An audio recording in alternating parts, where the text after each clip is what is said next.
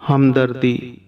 टहनी पे किसी शजर की तन्हा बुलबुल था कोई उदास बैठा। कहता था कि रात सर पे आई, उड़ने चुगने में दिन गुजारा। पहुँचूं किस तरह आशियाँ तक, हर चीज़ पे छा गया अंधेरा। सुनकर बुलबुल की आहोजारी, जुगनू कोई पास ही से बोला।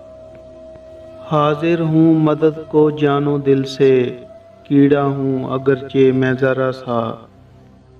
क्या गम है जो रात है अंधेरी, मैं राह में रोशनी करूँगा।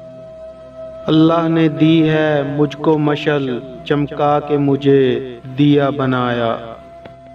हैं लोग वही जहाँ में अच्छे, आते हैं जो काम दूसरों के।